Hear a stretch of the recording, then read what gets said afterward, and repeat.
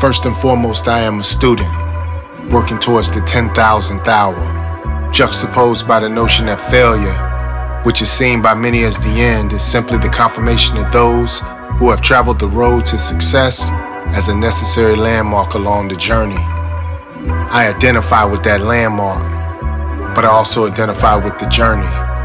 This is my journal, my passport, my documentation of landmarks I've traveled, trusting the process and missing no steps. I invite you to join me as I study those before me, those after me, and those who inspire me.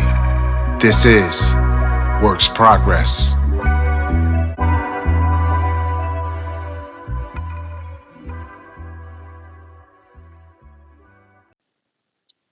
All right, y'all, this is a test run of Works Progress podcast. I'm your host for the evening. So want to start the show off by welcoming my guest, my man 50 Grand family, KA Every Day. Let's get a round of applause for my man. Absolutely. No doubt. So he is the host of the Unaffiliated Creators Podcast. And we're going to talk a little bit about how his show has started to see traction, how people are engaged on this platform, and definitely want to get to the nitty gritty of what he's got going on. Welcome, my friend. Thank you. All right. So let's go into a little bit. How did Unaffiliated Creators come about? What was the driving force behind it? And why do you think that it took off so quickly? Well, just to give everybody a quick backstory of how it came about. So before I started the podcast, I had a IG live show I used to do called the Artist Showcase, where I would just, find different independent artists, and I would just like catalog their music, play some of their music. Sometimes they would come on, and I would actually do an interview through lives on IG. But then what happened was, I was invited to be a guest on a TV show, and when the people went through and they scrubbed my Instagram and they saw that a lot of the artists, was using a lot of cuss words and dropping the N-word and stuff like that in their music, they thought that what they heard was my music, and I didn't want there to be any confusion. So I went and deleted a lot of those videos.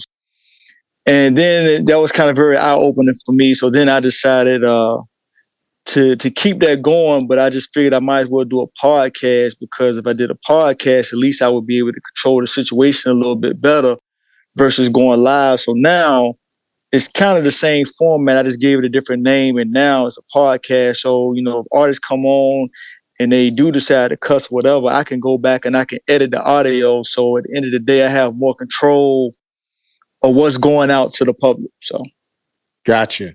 So in that way, you kind of contain the dragon a little bit, so it doesn't. So the beast doesn't get wild and run away.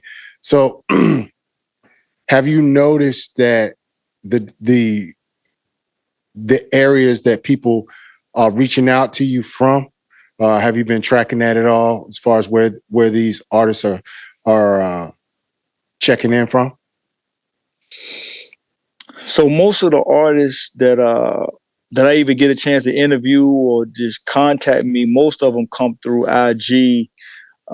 But the program that I use to be able to put the podcast on Spotify and other places, they do have a means where you could go in and you can track, the stats or whatever. So you can kind of see, it breaks it down where it shows the different areas or the locations or the city and the states or where the views or the downloads are coming from. And then it tells you if they're viewing it from a phone, if they're viewing it from a computer.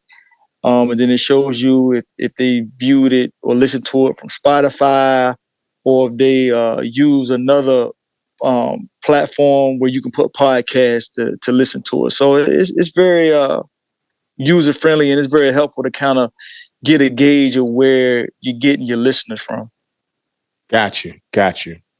So, so with that being said,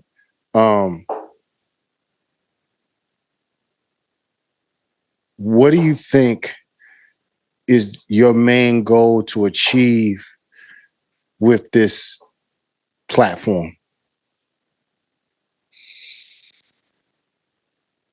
I mean, my main goal is really to be an outlet to help, up and coming independent artists. I mean, I think it's the reason why I'm so passionate about it is because I know where these artists come from, because I'm also an independent artist. So I know the struggles that independent artists go through. I know how it seems like sometimes you just in this endless cycle of trying to, fight for likes and fight for views and spending time on social media and recording the music and all these things. And you're trying to do all these things, but it feels like nobody's hearing your music, or you're not getting the response that you would like, for all the work that it seems like you're doing. So I just wanted to be another vehicle to be able to,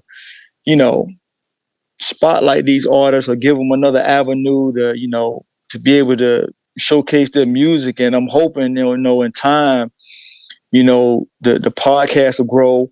I'll learn something from these different artists that come on, and hopefully they learning something from me. So everybody's learning, everybody's growing, and as it's building my platform, I'm hoping that it's also helping build theirs. So I feel it's just a win-win situation for everybody. Got you.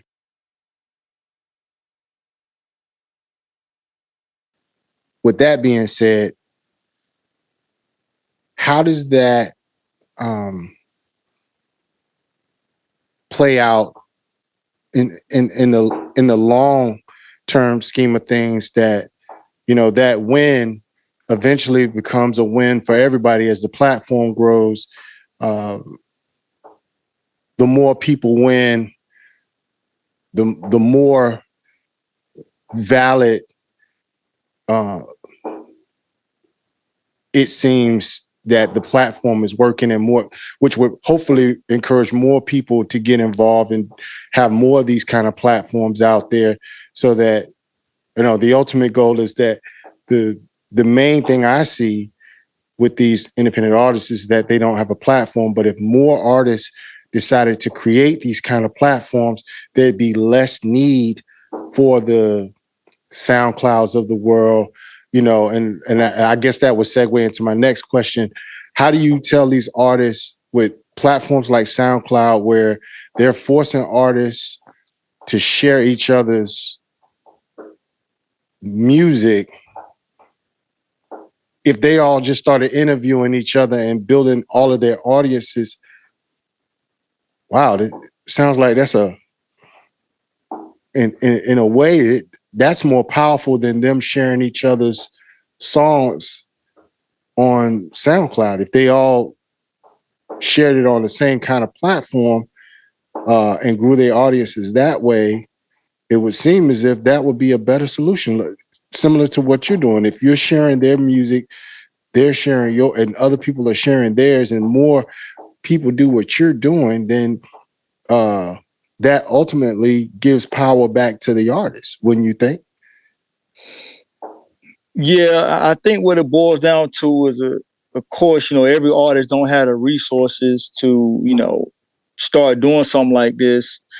And I mean, it is a grind too. I don't think, a lot of artists probably want to put in that extra work to do that kind of grind. A lot of artists, they kind of have tunnel vision. That's all. The only energy they want to focus on or use is the energy that it takes to create the next song or record the next song or write the next song. They don't really think outside of just whatever it takes to be a music artist, because if they did, then everybody would have a podcast. Like you said, then they wouldn't need SoundCloud. But the fact that, a lot of artists aren't, exhausting all resources, that's why it's good for people like us that do have, podcasts and platforms and stuff, that we can help these people, hopefully achieve their goals. And again, when they win, we win. They want to promote it because they want all their people to see them on your platform. So when they they're basically pushing it for you. So they're gonna say, hey man, I was on this guy's podcast, he was talking about fashion, this, that. Next thing you know, they telling all their people now you just tap into their market. And then every time you have somebody on, you're gonna keep tapping into their market. So you're gonna organically grow because you're gonna get a piece of everybody's market that you help. So